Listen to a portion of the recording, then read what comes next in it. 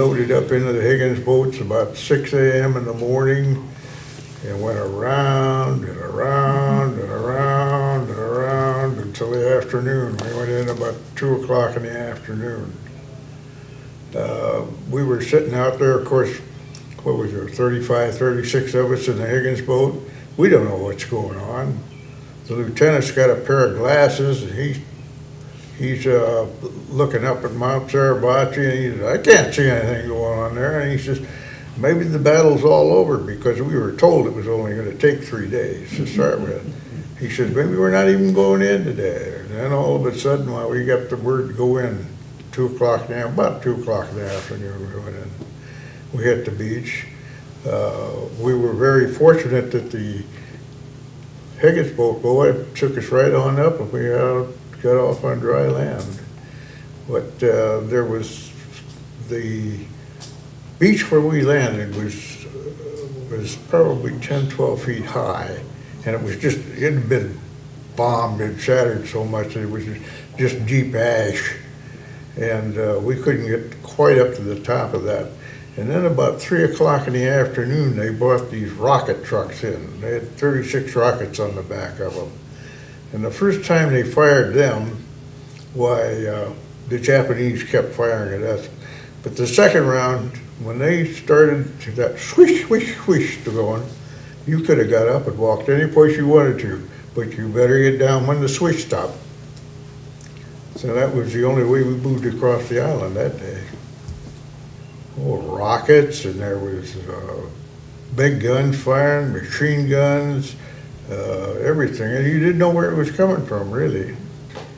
I know that our company, our original company, I don't know how many of us came off of Iwo, but when we got back to Hawaii, there was only 55 of us, and some of them had already, were there come out of the hospitals in Guam and Saipan.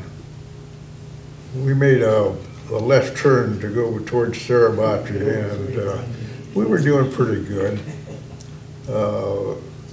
I think I was on the island about 3 days before I saw a live Jap. The first day I just saw part of a Jap from here on down. He'd just been blowing all the time. And then on about the third day, I was in a machine gun squad, and our machine gun saw him running down to the base of Iwo there, and we were firing at him down there. And then they decided that they were going to take a mortar and fire at us, and they did. And they hit our machine gun on their third shot. We just kind of wired up. When the first one landed in front and the second one behind, the sergeant that we had been on Tarawa, and he said, let's get the hell out of here. So we left, and this third one landed right on the cover of the machine gun. 1, 2, and I think the third day that we went down in there was the day that I was wounded. And I got a hand grenade up and down my legs and all. Our colonel was relieved of duty because on the 5th day that they were going down there, he absolutely refused to give the order for the guys to go down there. He says, I've lost enough men down there. He said 35 down, maybe 20 would come back. And so he was relieved of his duties at that time.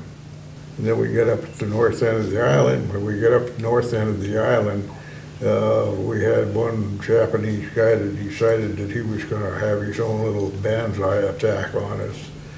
And we could hear him coming, so we were all set for him. He taking grenades and pounding him on his head. They had to hit something to detonate their grenades.